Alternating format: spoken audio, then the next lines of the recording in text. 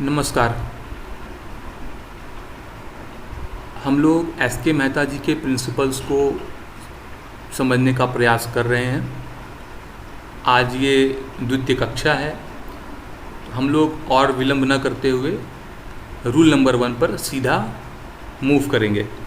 देखिए, वो कहते हैं life things and non life things, अर्थात जीव कारक और अजीव कारक। जीव कारक में हम लोग संबंधों को देखते हैं, जैसे पिता माता, भाई बहन, दादा दादी, चाचा चाची, मामा मामी, पत्नी पति, संतान। ठीक है, ये सारी चीज़ें जो हैं जीव कारक में आती हैं।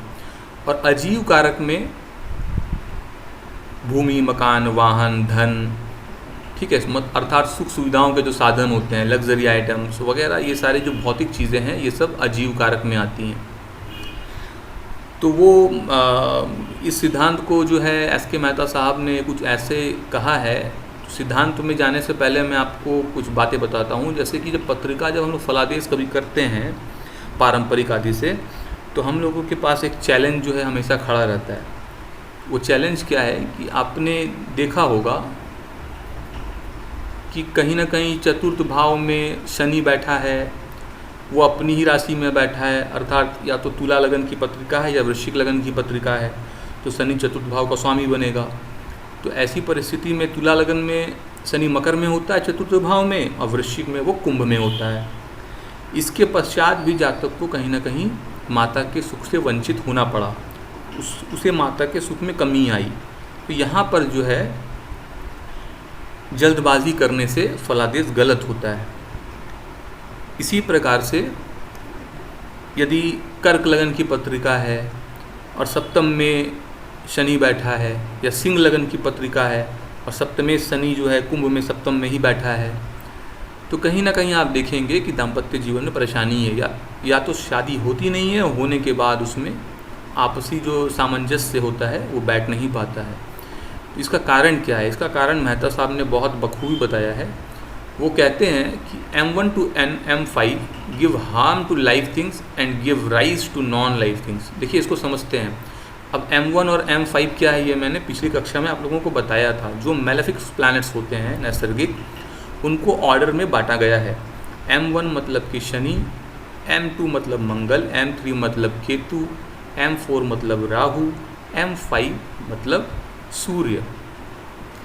तो देखिए, ये जो ऑर्डर है M1, M2, M3, M4 and M5, ये पापी ग्रहों के बल के अनुसार है। शनि को M1 कहा जाता है। शनि सबसे प्रबल पापी होता है, उसके पश्चात मंगल होता है, उसके पश्चात फिर केतु आता है, फिर राहु आता है और एंड में सन आता है। ठीक है, इसी प्रकार से नैसर्गिक शुभ ग्रहों के विषय में भी जानना चाहिए। नैसर्गिक शुभ ग्रहों में सबसे अधिक जो शुभ ग्रह है वो बृहस्पति है, उसे B1 कहा जाता है। शुक्र जो है वो दूसरे नंबर का शुभ ग्रह है, इसलिए उसे B2 कहते हैं। अब यहाँ पर देखिए, चंद्र को मेहता साहब ने तीसरे नंबर पर रखा है। अब पाराशर में हम लोग तीसरे नंबर पर बुध को रखते हैं, परंतु बुध के साथ एक कंडीशन बहुत विशेष है कि बुध पापी ग्रहों के साथ पापी और शुभ ग्रहों के साथ शुभ हो जाता है। इस कारण मेहता साहब ने चंद्र को जो है वो तृतीय नंबर पर रखा है और बुध को चतुर्थ नंबर पर रखा है। तो आई होप कि ये M1 to M5 और B1 to B4 का जो बात यहाँ पर चल रही है वो आपके समझ में आ गई होगी। तो अब मैं मेन मुद्दे पर आता हूँ रूल 1 के, कि पापी ग्रह जो होते हैं वो जिस भाव में बैठेंगे उस भाव से संबंधित जीव कारक की हानि करते हैं और अजीव कारक की वृद्धि करते हैं। और नैसर्गिक जो शुभ ग्रह होते हैं, नैसर्गिक शुभ ग्रह जिस भाव में बैठते हैं उस भाव से संबंधित अजीव कारक में वो लोग शांत रहते हैं, मतलब न्यूट्रल रहते हैं, वो तटस्थ हो जाते हैं, और जो जीव कारक होते हैं उनमें वृद्धि करते हैं।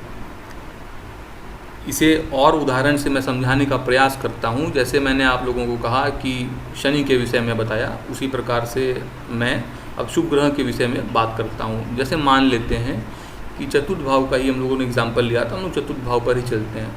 मान लीजिए चतुर्थ भाव में बृहस्पति बैठा है, तो ये बृहस्पति माता के सुख में वृद्धि करेगा। ठीक है। अब वो कहीं का लॉर्ड है, कुछ भी होगा, वो माता के सुख में वृद्धि करेगा। फर्दर वो कौन सी राशि में बैठा है उसको बेस करके आगे क्या प्रेडिक्शन निकलेगी वो बाद की बात है। तो रूल 1 में यही क्लियर कहना है कि चतुर्थ भाव में बृहस्पति बैठा हो, यदि शुक्र बैठा हो, यदि बुध बैठा हो, यदि चंद्र आदि बैठा हो, अर्थात नैसर्गिक जो शुभ ग्रह हैं B1 to B4 वो अगर बैठे हों, तो चतुर्थ भाव से संबंधित जो जीव कारक है उनके फलों में, उनके सुखों में वृद्धि होगी। और चतुर्थ भाव से संबंधित जो अजीव कारक हैं जैसे कि भूमि, मकान, वाहन, स्थायी संपत्तियाँ, लग्जरी आइटम्स, इन सब में जो है ये जो नैसर्गिक शुभ ग्रह हैं ये न्यूट्रल हो जाते हैं। ये ना तो बहुत अच्छा परिणाम करते हैं, ना बहुत अशुभ परिणाम करते हैं, ये तटस्थ हो जाते हैं, ठीक है। और बिल्कुल विपरीत प्रभाव जो है नैसर्गिक पापी ग्रहों का होता है। यदि चतुर्थ भाव में नैसर्गिक पाप ग्रह है, शनि है या मंगल है या केतु है, राहु है, सूर्य है, या मोर देन 2 प्लैनेट्स है नैसर्गिक पाप ग्रह, 3 ग्रह पाप ग्रह बैठे हैं, 4 पाप ग्रह बैठे हैं, तो ऐसी स्थिति में नेटिव को माता के सुख से वंचित होना पड़ता है। और ऐसे नेटिव के पास में ज़मीन बहुत होगी, मकान वाहन का सुख भरपूर मिलेगा, ठीक है। तो ये क्यों हुआ? क्योंकि ये अजीव कारक हैं सारे, भूमि, मकान, वाहन, ठीक है ना, ये सभी जो है अजीव कारक होने के कारण ये भौतिक चीज़ों में इनको लिया जाता है। इस कारण से ये पापी ग्रह भौतिक सुखों में वृद्धि कर देते हैं और जीव कारक की हानि कर देते हैं। तो आई होप कि बात समझ में आ गई है आप लोगों को। रूल 1 आप लोग रूल्स को नोट डाउन कर लीजिएगा। आते हैं रूल 2 पर। तो देखिए रूल 2 में मेहता साहब कहते हैं कि a house is said to be strong if it is aspected by its lord. तो ये पारंपरिक का ही सूत्र है, इसमें कहीं कोई नई बात नहीं है। तो देखिए मैंने उदाहरण के लिए एक पत्रिका यहाँ पर आप लोगों के लिए रखी है। ये मेष लगन की पत्रिका है, मंगल लग्न में बैठा है। अब बृहस्पति जो है वो सिंह राशि में पंचम में बैठा है। तो मंगल की 8वीं दृष्टि जो है वो वृश्चिक राशि पर आ रही है। इस कारण से अष्टम भाव में जो वृश्चिक है उसको मंगल दृष्टि प्रदान कर रहा है। इसके कारण अष्टम भाव जो है बलवान हो जाएगा इस नेटिव का, ऐसा मानना चाहिए। ठीक इसी प्रकार बृहस्पति की 5वीं दृष्टि जो है भाग्य स्थान पर नवम भाव पर आती है। यहाँ पर धनुष राशि है जिसका स्वामी बृहस्पति है। अब बृहस्पति की 5वीं दृष्टि इस भाव पर होने के कारण नवम भाव जो है वो बलवान हो जाएगा, ठीक है। आते हैं रूल 2 पर। रूल 2 पे हम लोगों ने बात कर ली। रूल 3 पर आते हैं। A house will become strong if it has exalted aspect. यदि किसी भाव पर उच्च की दृष्टि आ रही है किसी ग्रह की, तो वो भाव बलवान हो जाता है। ये जो सिद्धांत है बेसिकली, यदि कोई ग्रह किसी भाव को उच्च की दृष्टि से देखता है, तो ये आज से कुछ एक डिकेड से जो मार्केट में जो भृगु संहिता नाम की पुस्तिका जो बिकती है उसमें ये इस सूत्र से फलित करके काफ़ी फलित जो है वो बताया जाता है। तो मैं उस पर अभी नहीं जा रहा।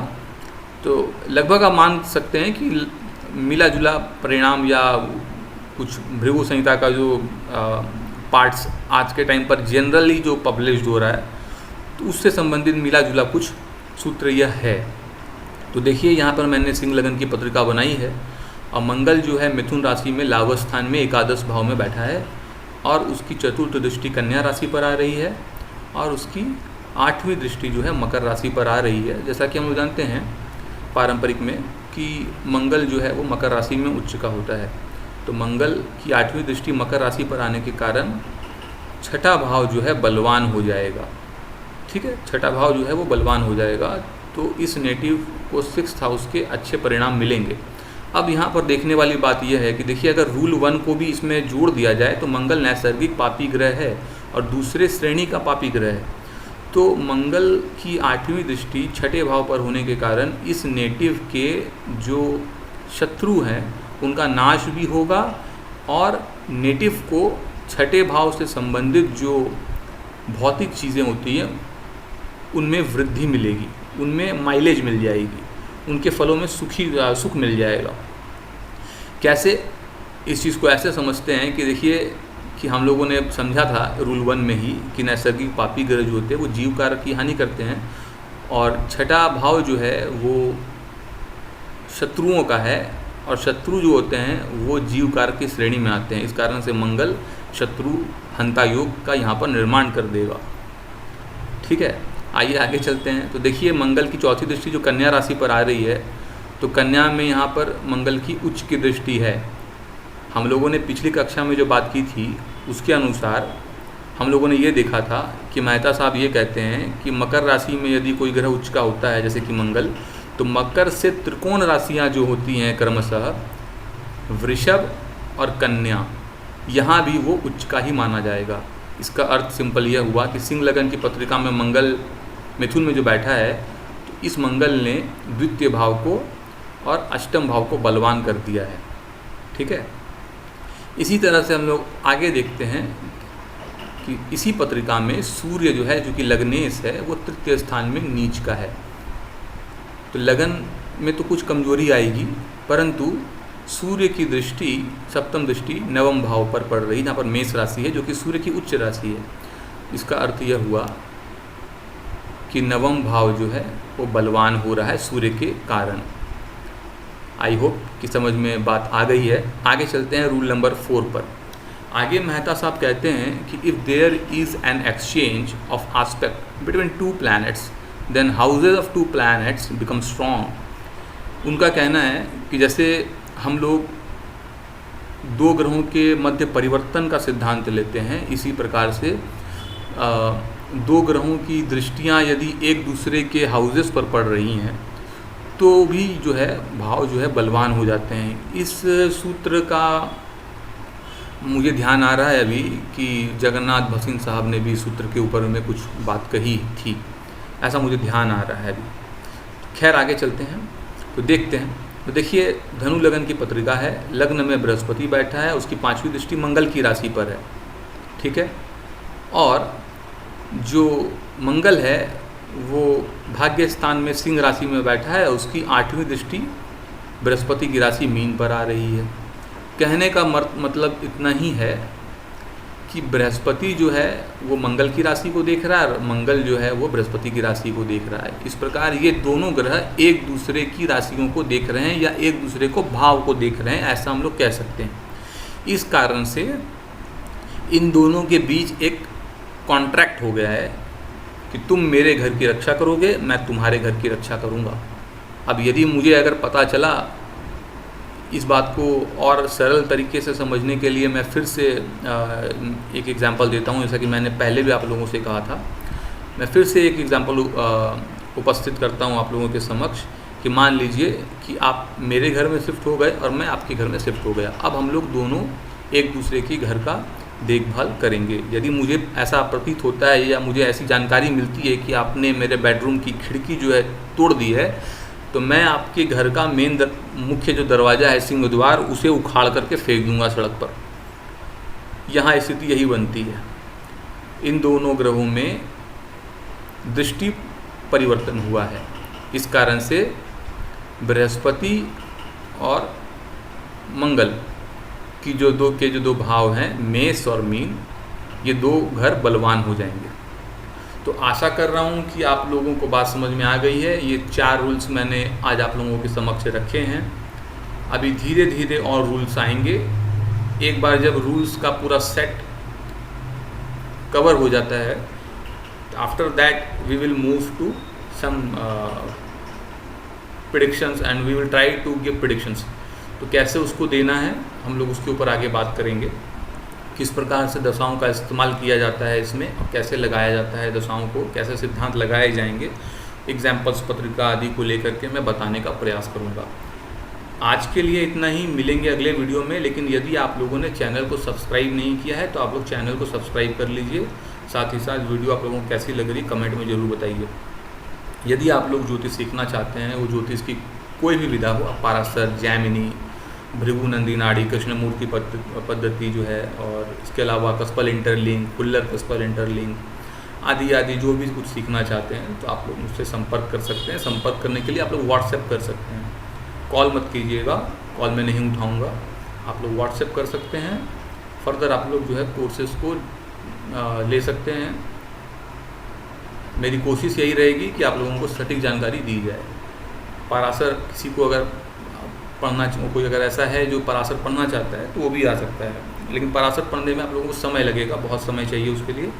तो धीरे धीरे करके आगे बढ़ेंगे और जो ऋषि पराशर का जो सिद्धांत है वही दिया जाएगा। इसके अलावा आप लोग को भृगुनंदी नाड़ी अगर सीखनी है डिटेल में तो भी आप लोग संपर्क कर सकते हैं।